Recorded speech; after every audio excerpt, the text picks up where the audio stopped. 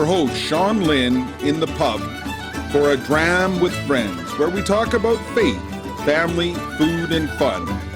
Pull up a chair and I'll pour you a drink.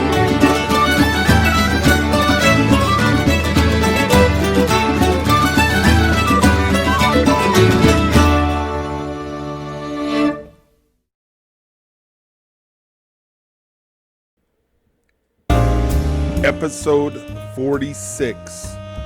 We are pleased to welcome our new friend Kevin Phillip into the pub, where he will talk about his men's group called Made for Greatness. Sit back as I pour us a dram.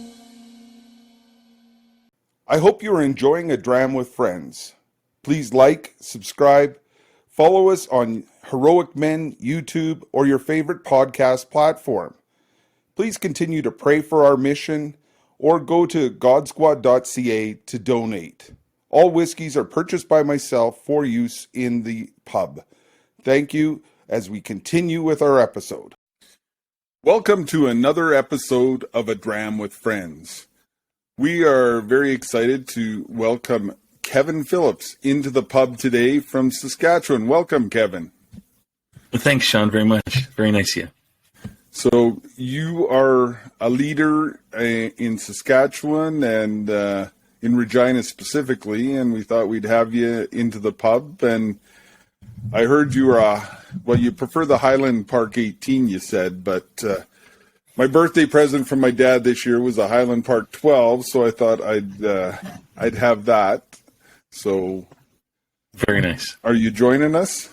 I am. I'm having some Lagavulin. It was a good excuse for me to replenish my stock because I'd run out. And I'm drinking some Lagavulin right now. Very good. So for our friends in the pub, who is Kevin Phillip?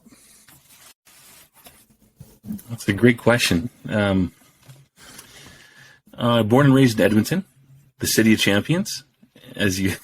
in another lifetime. Yeah, born and raised in Edmonton, and met my wife at a Catholic Bible school north of Edmonton in a town called Radway. School is called John Paul II Bible School. And we eventually got married in 2003, had some babies, moved out to Regina. I used to work as a carpenter, and I got injured on the job. A previous surgery got aggravated, and I couldn't do it anymore, so I went back to university while we just had these babies. And so her parents put us up for next to nothing, which is extremely generous. And that's how we ended up in Regina. And now we've got 3 sweet little girls. They're not little anymore. The oldest is now 16. And then the youngest is 8. And we're trying to serve God and advance His kingdom here in Regina.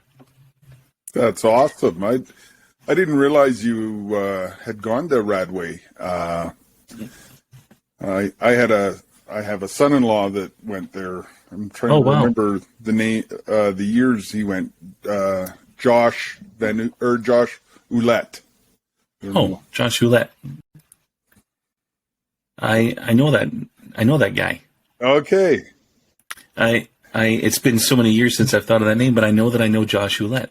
I don't know if he would know me or remember me at all, but well, I will be out at their place in BC next week for our family gathering, so I will ask him. That's what a small world. So yeah, that's amazing. Yeah, and we got to know each other when I phoned Regina Diocese and asked who's leading men's ministry out there, and your name came up, and we were able to connect, and my understanding is you work for the Knights of Columbus as well, right? I do, yeah. I work full-time as a field agent with them. I've been doing that for just over 10 years. Oh, wow. That's awesome. My other son did that down in Idaho for a bit. So oh, neat. Good for him. It really is a small world, and my hope was that you and I could talk about men's ministry here in Canada, and right now I think we're in some great need of breathing some life into men's ministry because of all the lockdown shutdowns. What's happening in Regina with your ministry, and what is the name of your ministry? Our name is Made for Greatness, Catholic Men's Ministry, and it's actually Gerald Maupetit came up with the name for us. Gerald was a guest on your show a couple months ago, I think. Yes, he was. And he called me up and said, "Kevin, what's a good Scotch?" My friend of mine wants me to go on this podcast with him, and I said, "I know nothing about Scotch, Kevin. What's a good Scotch that you like? How do I know what to do, and how do you drink it?" So we had a fun conversation about that. But Made for Greatness Men's Ministry, and it's from this combination of quotes from Pope Benedict XVI that says, "The world offers you comfort, but you're not made for comfort. You're made for greatness."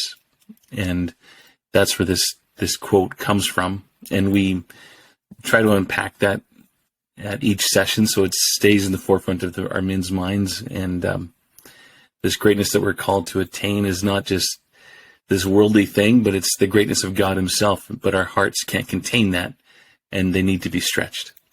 So that's sort of the why of the name. When the lockdowns happened, I tried really hard to make sure we continued doing something as soon as we could. And I think that we haven't skipped a beat, if I remember correctly. We did, and a lot of it was sort of, I don't want to say pushing boundaries, but if I didn't get my hand slapped, I did it. And I don't know if that's the right thing to do. But so the first thing in April, when everything shut down, we did a Stations of the Cross virtual. We had 5 guys in the church. Our pastor let us in, and we did that. And then I said, "Hey, you know what? I think we can do this online." And so we moved to Zoom, and we've been Zooming since. And then once things got opened up here in Saskatchewan earlier this year, I think it was, if I remember right, we started going back to. It was in the fall. I can't remember, Sean. We started going to live, and we've been trying to build up for our annual men's retreat in the fall. And this year we're having your friend Bear Wozniak as our speaker. That's and the awesome. theme of this, the theme of this year's retreat is the 300, sort of the Gideon's battle with the army of 300 men against legions of his enemy, and how just with the power of God, these 300 men defeated them. That's awesome. That's awesome to hear that you've continued to keep the embers burning, because you've been on calls with us where we've talked to other men's leaders across the country, and it's been a struggle this year. So I think it's important that we continue this work, and I want to invite other men out there that it doesn't matter where you are, whether you're at your parish level. We need diocesan leaders. We need provincial leaders. Where is God calling you? And we'd like to encourage you to at least consider getting involved in creating a network of men working together here in Canada. So, and Kevin's been doing a great job in Regina, and hopefully, Lord willing, we will work together as we build across Canada. I hope so too, Sean. This has been a blessing. I have to admit, it's been a blessing getting to know you a little bit, the few times we've chatted, and the stuff that you're doing in Canada. And I think at first, I'm going to say this, I don't think I'm the only guy that thinks this kind of thing. I tend to be, I don't like to be told what to do. And when someone brought up, you were trying to get a men's group going on throughout Canada, sort of an umbrella, sort of catch-all to help everybody and support, at first I didn't want to be a part of it. And looking back in hindsight, I kind of regret that attitude, but, I'm really happy that you've been so welcoming and so warm and so generous with your guys' resources. And it's such a good thing to have an organization like what you're trying to do. And I think it's really needed. And if there's any men that are listening that feel the same way that I've felt, it's a mistake to feel that. That it's the better answer is to work together with each other. And it's and I think you bring up an interesting topic, because that is one of the big hurdles to get over. The Catholic Men's Leadership Alliance is just trying to be that support, that conduit to build network of men working together. And we see this so often, whether in our workplace, the social funds, even in your little tiny workplace. No, this is my little fiefdom, right? And I don't want. And pride is something that we all struggle with, right? I do hugely. What do you mean? I'm the head of God Squad here in Calgary. What are you to tell me what to do, right? And we all fall into that, and I wonder why that is. Why are we men so hardwired to be protective of their fiefdoms? I know. I don't understand why exactly. Maybe it's a survival thing. Maybe it's a lot of us have to kind of scratch and claw and fight to get our men's groups going, and maybe we somehow forgot. We sort of forgot our really the power of God that works behind the scenes of what we're doing. We're just the sound of the instrument. He's the breath that moves it. And I think it's easy to forget that because we don't see him moving necessarily unless we sit back and kind of reflect and say, okay, I could have never done that as well, or it's clearly God moving. And I think for myself, I have to constantly remind myself that this isn't Kevin's thing. This is God's thing. This is, if God wants our Made for Greatness men's to stop and to crumble, then he's got a bigger thing in store than what we're doing. I wonder if it has to be related to that, Sean. I don't know. And Maybe and I think being the year of St. Joseph, we've got a great role model in that humility, yet leadership, right? Like he was the one that was the head of the Holy Family. And talk about being, I always joke that, talk about inferiority complex. You've got the Virgin Mary as your wife, and you've got God as your stepson.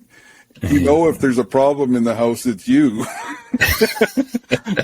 But he still stepped into the leadership role of that family, but he did it quietly. And that's where I keep trying to go back to him as a model for that humility, because at the end of the day, that's the only way to beat pride is humility. Right.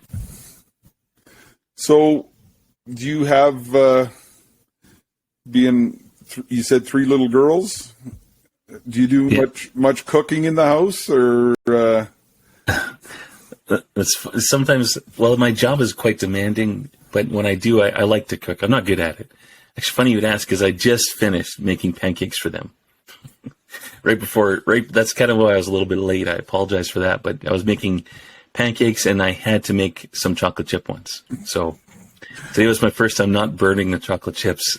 That's an art in and of itself. So I don't know. Hopefully I'll duplicate it. Well, and it's, when I was a younger dad, that was one of the things that back when there was Saturday morning cartoons, I'd make pancakes for the kids, and we'd watch Saturday morning cartoons together, kind of trying to create some memories for them, and it's amazing how food can assist in that, creating those fond memories, right? I remember when Dad made chocolate chip pancakes for us. Yeah, I bet your kids still talk about it, I'm sure, somehow. Remember Dad's breakfast. I don't know if you remember that show, Arthur, the Aardvark or whatever. Yeah. There was an episode. So at our 25th anniversary, our kids got up and sang a song from that. Says, My dad's a chef. You think that's great. Just try and guess what's on your plate. Because I have experimented a bit over the years with them. Oh, yes. There may be one or two that didn't hit the mark as well as it could have. So Yeah, totally. The recipe is sometimes just a guideline of the type of things to put in. recipes, what are those? Yes, I tend to use them a little bit more when I'm baking because it's something that you should probably use Right. when we're dealing with meats and rubs and stuff. This looks good. And so what do you do for fun as a family?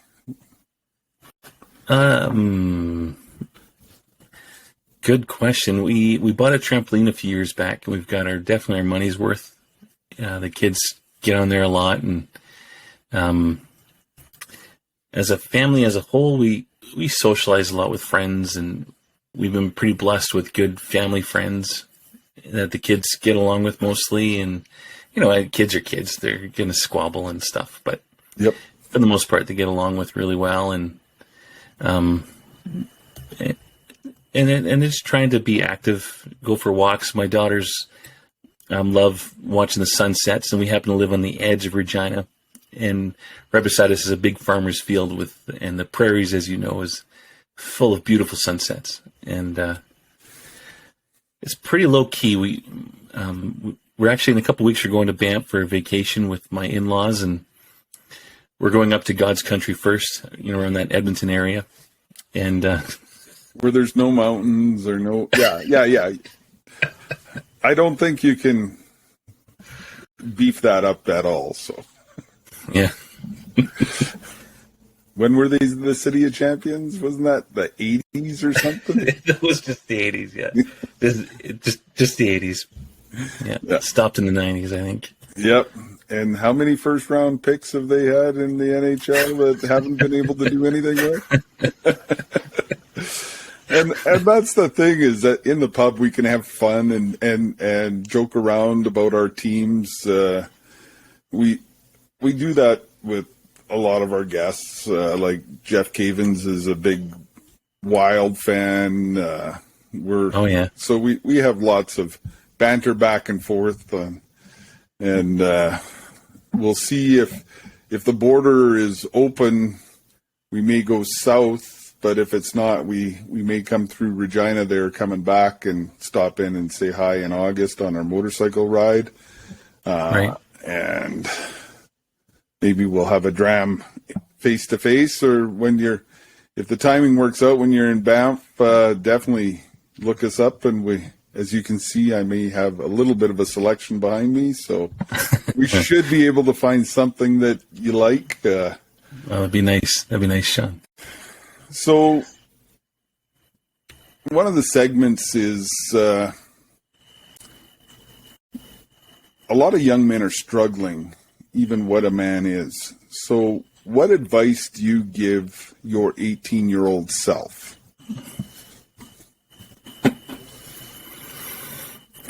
When I was 18, it was before my conversion, and there's so many things I could say. I'm not sure what time you have, but I guess one thing that I would say is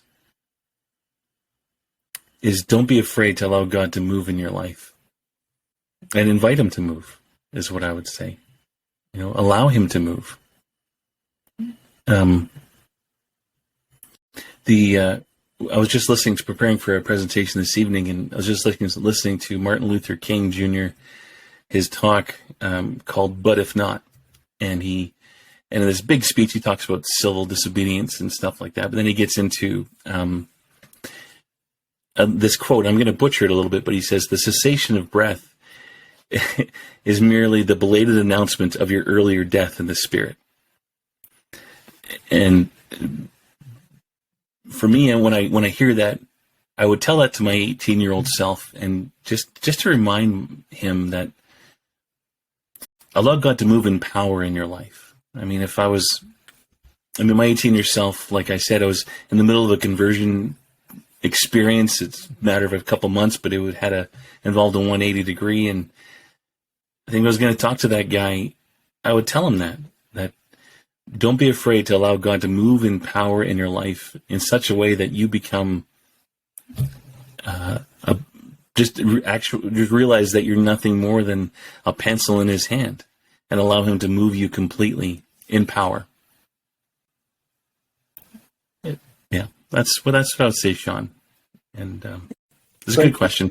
Yeah, thank you so much. That because as a young man, quite often you don't think of that, and just opening up that door, that window to God, and just allowing him in and having a say in your life, and trying to listen to that still small voice. And God will come in if you open just but a crack, right? Yeah, that's exactly what happened. Yeah.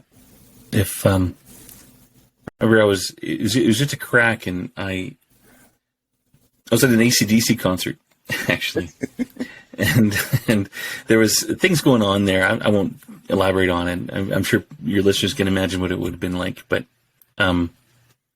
things going on that I wanted to glorify God for some reason. Here I was, my drunken pagan self, saying, I don't want anything to do with that lifestyle. I want to glorify God. And they're singing that song, for those about to rock, "We Salute You," and everybody around me wasn't, they were saluting, but they weren't saluting Jesus. And it was in that moment that I realized I want to salute God. And I didn't really have a name for him, just God. And the cool thing about that was 3 or 4 weeks later from that moment was my sort of big conversion experience at a Youth 2000 retreat in a Fata house just outside of Edmonton, where God showed himself to me in power. And I not until this moment when we were chatting that I kind of put 2 and 2 together, that little moment of me sitting in Commonwealth Stadium, or whatever it was at that time, would have been Northlands, but it doesn't matter. And that little concert saying, I want to salute God. And just weeks later, here he comes in a very big way into my life and changes it around completely in a way that I never, ever could have fathomed. And I wonder if, I think that St. Augustine talks about it's God that moves us into these things. And it's kind of neat to think that God had moved in my way in a way from a point where it was really dark, just a matter of weeks later to be a place that was full of life and peace. That's incredible. Yeah. And now I'm going to have to go do some checking to see if maybe my daughter was at that conference at a Fata house, because that's where we went to the very first Family Life Conference there in, I believe it was 1998. No, it was earlier than that. It was 96, I think. And yeah. So yeah, and it was right around that time. It was 1996 in the fall, September, and that's when East 2000 was there, and Friars of Renewal, and there's a really big rainstorm, and the tent I was in and collapsed, and some nice people helped me out. There you go. Got some great stories. We could spend all night in the pub. And so one of the other segments is Jeff Cavins talks about riding with your posse, your go-to saints. Who are the saints that you walk with on a regular basis? I really like Saint Seraphim of Sarov, and I really like him a lot. I'm not familiar. Why him? Well, I first was introduced to him from Youth 2000. It was the second one that they did. I was involved in planning, and the priest there, I want to say his name was Father Robert, but it might not have been. He had a relic of Saint Seraphim on his chest, and that's the first time I heard of him. And so he's an Eastern saint, depending on who you ask. He's either Catholic or an Orthodox saint. But one of the cool stories about him was he was a monk in the woods that lived near a town, near a village, and people come to him for wisdom and guidance. And One of the neat stories that resonates with me is young boys came up to him and say, Father Seraphim, and these were teenagers or young adults, I should say, came up to him and said, Father Seraphim, what should I do to become holy? And without skipping a beat, he stood there and he burst into flames. And he said, you must become like a living flame. And that story itself, to this day, this is 20 some years later, and it still resonates with me like it was the first time. And I know a lot of people would say, yeah, those saint stories, they're fine. They're just embellished to romanticize the experience. And man, God created the universe out of nothing. And if he wants to allow Saint Seraphim to burst into these flames that didn't consume him, that kept his character like burning embers in a fire, to highlight the reality of our spiritual lives, the end of our spiritual lives, to become like these burning embers, why not? God can do anything. And so I like that story a lot. And then he's got some good books. One in particular I'm just chewing on currently. I like him. That's why. Thanks. Yeah. And that's why I asked that question, because there's thousands upon thousands, and each person may come at it differently, or we might learn about a saint that I've never heard of. So it's that's awesome. Well, I want to thank you for taking time today to join us in the pub. And I'm not sure if you know, the term whiskey comes from a Gaelic word called Ishkabaha, which means water of life. And my prayer is that the two of us continue to work on leading souls to the true water of life. Amen. Thanks again, and look forward to hopefully seeing you this summer. I hope so too, Sean. It'd be great. Thank you so much for this. I hope you have enjoyed this episode of A Dram with Friends. Like and subscribe. Go to all podcast platforms to look for it on podcast, or go to godsquad.ca to support our mission.